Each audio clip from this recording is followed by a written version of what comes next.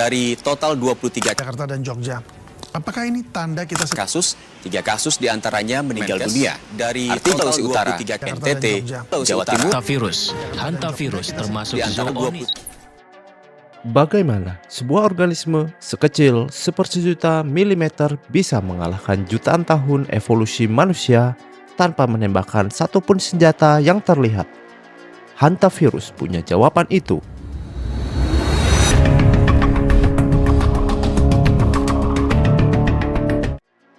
Virus ini tidak menyerang dengan brutal.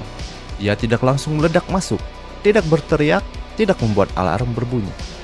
Dia pakai mekanisme presisi semacam kecerdasan taktis di tingkat molekuler untuk bersembunyi tepat di depan mata sistem imunmu, lalu diam-diam mengambil alih kendali tubuhmu dari dalam. Dan yang lebih mengerikan, ini bukan fiksi ilmiah. Ini sedang terjadi, bahkan mungkin pernah terjadi di sekitar kita. Di video ini, kita akan bedah tuntas bagaimana hantavirus bekerja. Dari cara dia masuk diam-diam, mematikan sistem alarm tubuh, membajak mesin produksi sel, hingga akhirnya menjatuhkan tubuh manusia dalam hitungan hari.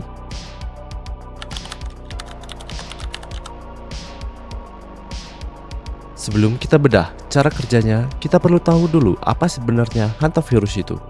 Hantavirus adalah kelompok virus RNA dari famili Hantaviridae. Dia bukan satu virus tunggal, melainkan sebuah keluarga besar yang punya puluhan strain berbeda, masing-masing dengan nama, inang, dan wilayah sebarannya sendiri.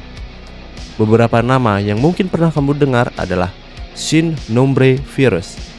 Ditemukan pertama kali di Amerika Serikat tahun 1993 di kawasan Four Corners setelah serangkaian kematian misterius yang awalnya tidak bisa dijelaskan oleh dokter.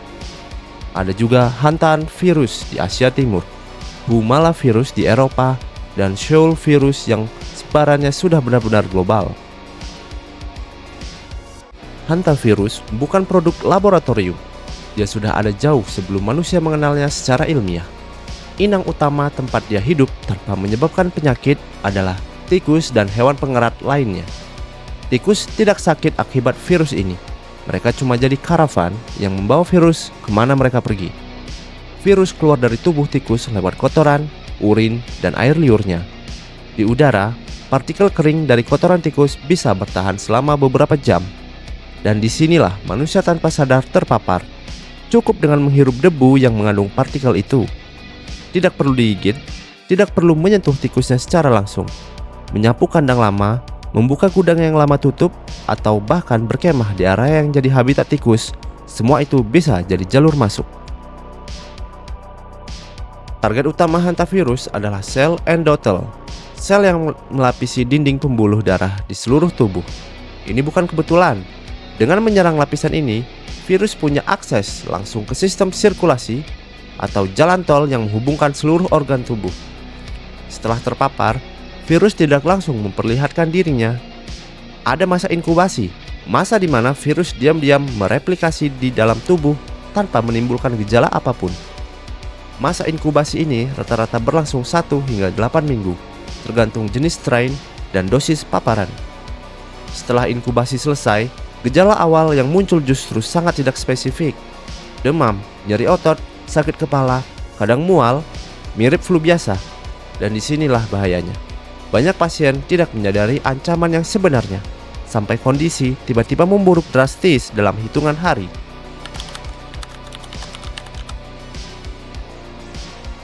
Ini pertanyaan yang paling sering ditanyakan dan jawabannya penting untuk diluruskan dari awal.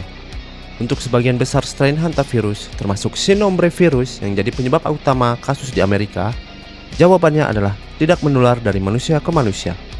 Artinya, jika kamu berada satu ruangan dengan penderita hantavirus, kamu tidak akan tertular hanya karena dia batuk atau bersin di dekatmu. Ini berbeda dari COVID-19 atau influenza. Ada satu pengecualian yang perlu dicatat. Strain Andes virus yang ditemukan di Amerika Selatan, strain ini punya kemampuan penularan antar manusia meski kasusnya masih sangat terbatas dan mekanismenya masih harus diteliti. Jadi, untuk konteks global, hantavirus sampai hari ini bukan ancaman pandemi dalam artian klasik. Bukan juga virus yang menyebar lewat rantai antar manusia seperti flu. Tapi bukan berarti dia tidak berbahaya. Justru sebaliknya, karena setiap kasus adalah hasil dari paparan langsung ke inang alami, dan sekali masuk ke tubuh, virus ini bekerja dengan cara yang jauh lebih cerdas dari yang kita bayangkan. Sekarang kita tahu siapa musuh kita, dari mana dia datang, siapa yang membawanya, dan apa yang dia incar. Pertanyaan berikutnya adalah, bagaimana tepatnya dia masuk, dan kenapa tubuh kamu dengan semua sistem pertahanan canggihnya tidak bisa langsung mendeteksinya?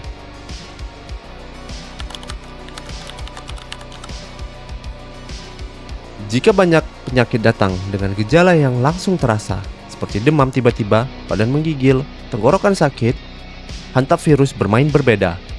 Penyakit demam berdarah biasa, tubuh kamu langsung bereaksi keras.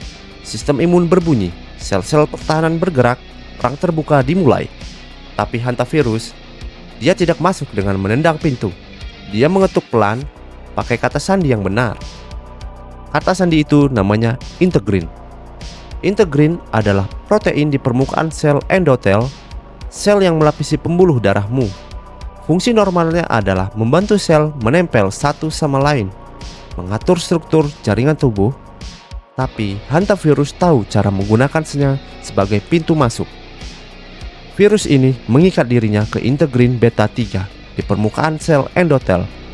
Bukan dengan kasar, bukan dengan memaksa, tapi dengan presisi molekuler yang luar biasa. Dia cocok sempurna seperti kunci dan gembok. Dan begitu dia masuk, sel tidak menyadari ada tamu tak diundang. Tidak ada alarm, tidak ada sinyal bahaya. Sel endotel hanya melanjutkan fungsinya seperti biasa. Sementara di dalamnya, hantavirus mulai bekerja. Ini baru langkah pertama dari rencana yang jauh lebih besar. Di dalam sel, ada sistem keamanan yang sangat canggih, namanya RIG-1. Singkatan dari Retinoic Acid Inducible Gen 1. Gampangnya adalah, bayangkan ini sebagai sensor gerak di dalam sel. Tugasnya mendeteksi materi genetik asing yang masuk seperti RNA virus. Normalnya, begitu RIG-1 mendeteksi RNA virus, dia langsung kirim sinyal darurat yang bernama interferon. Interferon adalah hormon sinyal yang berteriak ke sel-sel di sekitarnya seperti, waspada, ada penyusup, aktifkan pertahanan. Tapi hantavirus sudah tahu soal alarm ini, dan dia sudah punya cara untuk mematikannya. Virus ini membawa protein khusus yang disebut nukleokapsin, semacam perisai molekuler yang membungkus RNA-nya sendiri dengan RNA yang terbungkus rapat. RIG-1 tidak bisa mendeteksi keberadaan virus, sensor tidak menemukan apa-apa, alarm pun tidak berbunyi. Akibatnya, sinyal interferon tidak pernah terkirim. Sel-sel tetangga tidak dapat peringatan. Sistem imun bawaan tubuh adalah lini pertahanan pertama dan paling cepat pun tetap tertidur. Tidak tahu bahwa perang sudah dimulai. Dengan alarm yang mati, virus punya waktu untuk melakukan hal yang lebih ambisius, yaitu mengambil alih pabriknya.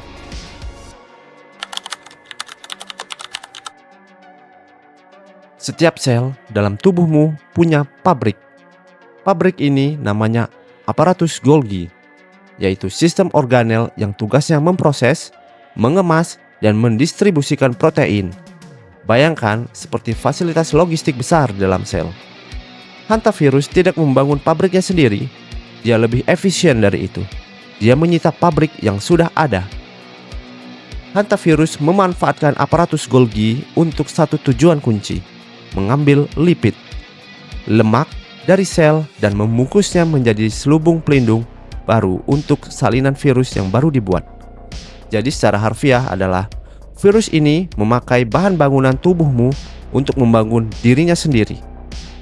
Tapi yang lebih menakjubkan adalah cara dia menipu mesin produksi protein sel. Proses ini disebut cap snatching, atau kalau mau dibahasakan adalah mencuri topi. Begini cara kerjanya. Setiap mRNA manusia punya topi di ujungnya. Struktur kimia yang berfungsi sebagai tanda pengenal agar ribosom sel mau membaca dan menerjemahkan jadi protein. Tanpa topi ini, mRNA tidak akan diproses. hantavirus mencuri topi itu dari mRNA sel inang. Dia menempelkan topi curian itu ke mRNA-nya sendiri, dan hasilnya adalah ribosom sel yang tugasnya menerjemahkan instruksi genetik jadi protein, mengira mRNA virus itu adalah instruksi resmi dari sel sendiri. Sel secara aktif memproduksi protein virus, bukan karena dipaksa, tapi karena ditipu, dan itu jauh lebih efisien.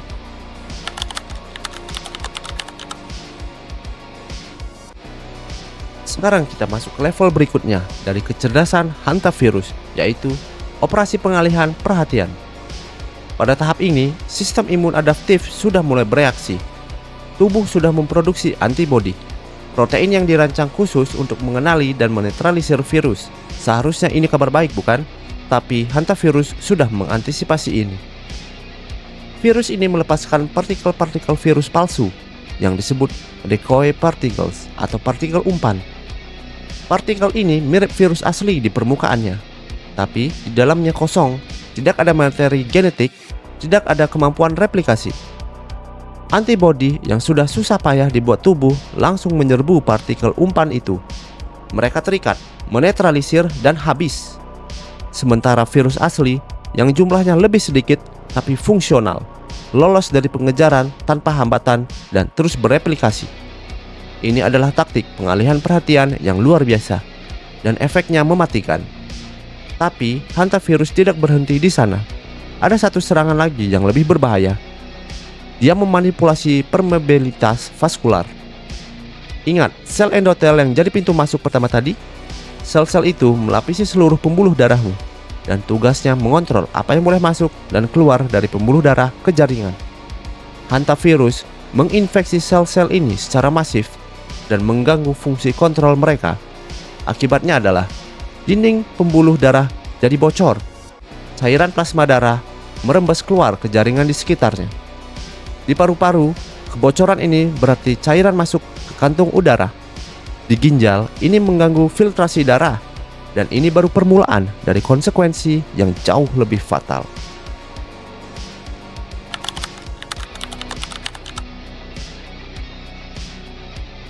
Semua taktik yang kita bahas tadi, masuk diam-diam, mematikan alarm, membajak pabrik sel, menyebarkan umpan, dan membocorkan pembuluh darah, semuanya mengarah ke satu titik yang sama, yaitu adalah keruntuhan sistemik yang cepat dan brutal. Ada dua bentuk penyakit utama yang disebabkan hantavirus. Pertama, hantavirus cardiopulmonary syndrome atau HCPS, dikenal juga sebagai HPS. Ini terutama disebabkan oleh strain Amerika seperti Synombre virus. Gejala awal seperti flu biasa, demam, nyeri otot, kelelahan. Tapi dalam 4-10 hari, kondisi bisa memburuk drastis. Paru-paru terisi cairan, jantung kesulitan memompa darah, dan pasien bisa mengalami kegagalan pernapasan akut. Tingkat kematiannya bisa mencapai 36 hingga 38%. Yang kedua adalah Hormone Fever with Renal Syndrome atau HVRS. Ini lebih umum di Asia dan Eropa. Ginjal jadi target utama. Pasien bisa mengalami kegagalan ginjal, tekanan darah yang tidak stabil, dan pendarahan internal. Yang membuat keduanya sangat berbahaya adalah transisi dari terasa seperti flu biasa ke kegagalan organ. Bisa terjadi dalam hitungan hari, terlalu cepat untuk banyak pasien dan sistem kesehatan bereaksi. Semua ini dimulai dari seekor tikus yang kamu bahkan tidak pernah menyentuhnya secara langsung, hanya menghirup udara yang terkontaminasi kotorannya.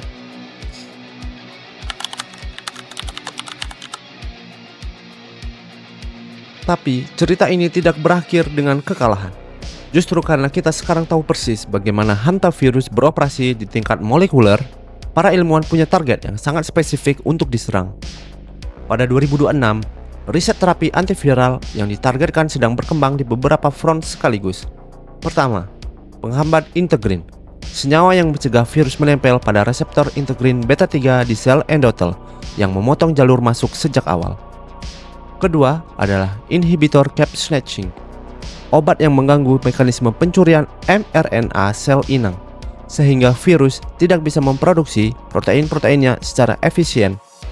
Yang ketiga adalah kandidat vaksin yang berbasis mRNA yang sedang menjalani uji klinis lanjutan, menggunakan pelajaran dari pengembangan vaksin COVID-19 sebagai fondasinya. Ini bukan lagi soal menyerang virus secara umum dengan antiviral lama. Ini soal membidik titik-titik lemah yang spesifik dari strategi hantavirus sendiri, melawannya dengan bahasa yang sama, yaitu presisi. Jadi, kalau kamu berpikir virus itu cuma kuman yang masuk ke tubuh secara asal-asalan, hantavirus membuktikan bahwa anggapan itu sangat salah besar. Dialah adalah arsitek, perencana, ahli strategi di tingkat yang tidak kita bayangkan bisa dilakukan oleh sesuatu yang bahkan tidak bisa kita sebut hidup dalam definisi konvensional.